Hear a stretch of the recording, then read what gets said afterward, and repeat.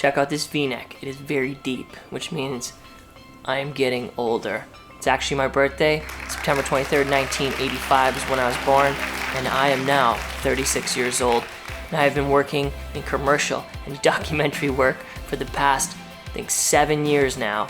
So I still kind of feel like a newbie. I haven't got my 10-year, but I'm getting there. I've worked on amazing projects with broadcasters like TVO, Vice, CBC, and I've worked with a lot of amazing directors, cinematographers, and now I have created my own documentaries for CBC and for myself on my own channel here on YouTube and on my website. And I have done sound work, I have done editing, I've done directing, I've done cinematography, and all of those things took a long time to hone and get it to the point where I could actually make a living doing those things and running my own small business here in Windsor, Ontario, Canada. So I want to talk about that today, and I want to give you guys some basic, simple steps that you can do today to start getting more work in commercial and documentary film work. So let's go.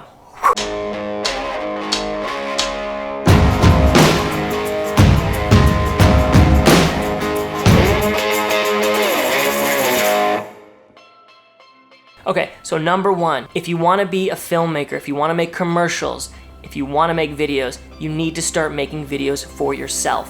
What are the types of videos you want to make?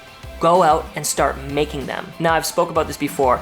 I really believe you should go and invest in some type of proper camera. Not to say you can't use your iPhone to start, but it's going to be hard for people to take you seriously with an iPhone trying to get commercial work or working in documentary. People are going to want to work with you because you have a proper system put together. So you need at least one decent lens, a decent camera that can shoot up to 4K. I don't care what you guys say. HD is not going to cut it if you're going to work for other people. People do want 4K. Even if they're not going to have the video in 4K, they want to shoot 4K and output in HD, because most of the time clients are going to want to adjust the footage, or they're going to want to have that future proof that they can output the project in 4K down the road. So you need a camera, a decent lens, a decent tripod, and one decent light, a decent boom mic, and a decent lavalier. So all of that together you could probably get for $5,000 to $10,000. And I know you guys are thinking, Sasha, I don't have $5,000 to $10,000.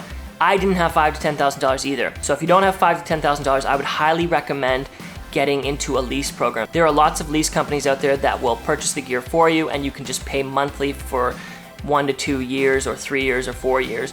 And they have really good rates. The interest isn't that bad. Compared to a credit card, it's amazing. And also, when you lease and you're starting your business, when you become a sole proprietor, when you lease equipment, it's a full write-off. When you buy equipment and you have a company, you only get a certain percentage of that money back when you purchase equipment outright. I'm not a tax professional, but all I know is that when you lease, you can write off that equipment in full, and then you get to keep that equipment. So leasing is the way to go to get your start. Number two, go to film festivals. This is something I wish I would have done a long time ago. When people ask me, how do I start my video career? I say, go to film festivals and introduce yourself to directors that are already working in the business. At least in Canada, most Canadian directors are gonna be really welcoming. Be polite, be willing to do whatever it takes, practice, and introduce yourself to other creatives at film festivals and say, hey, I would love to work with you. I'm willing to work for free. I would just carry your equipment around. I just want to shadow you and learn. And that is a great way to get your start in the documentary business. That's basically what I did, except I didn't go to film festivals. I was fortunate to get introduced to a director, and I told this director, hey, I'm willing to do whatever it takes. Please just have me out on set. I'll work for free. And this person gave me my chance. And then from there, I met other directors and other cinematographers, and my work just started to grow and snowball. And soon enough, I was being recommended as a director of photography, as an assistant, as a sound guy, as a drone operator, as an editor, and things just started to happen. So you need to meet people in the industry, and you need to start introducing yourself and saying, hey, here I am, and I'm ready to work, and I'll do whatever it takes. One more little pin here on doing whatever it takes. I live in Windsor, and I do a lot of work in Toronto.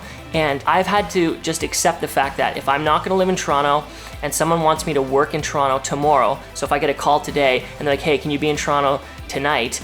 I'll say, yes, I will be in Toronto tonight. And I take the 3.5 hour, 4 hour drive, I get a hotel, and I pay the gas, and I put it on my credit card, and I get to work, I get paid, and I pay it off, and I make some money.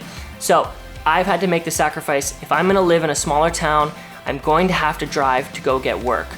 Or you can move to a bigger city, pay more rent. The cost of living in a place like Toronto is way higher than the cost of living in Windsor. So I've made the decision, stay in Windsor, drive to work, or you can live in Toronto, pay a little more, and be right next to the work. So you have to make the decision for yourself, but my point here is that I'm willing to do whatever it takes to get the job. I don't care how far I have to drive, how late I have to drive, if I have to get a hotel, if I have to crash on someone's floor, it doesn't matter to me. I'm 36, I have 2 kids, a wife, a house, a mortgage. I'm willing to do whatever it takes to get the job, and you need to be in that same mindset. Okay, number 3. This is something I still do today after 7 years of working in the industry.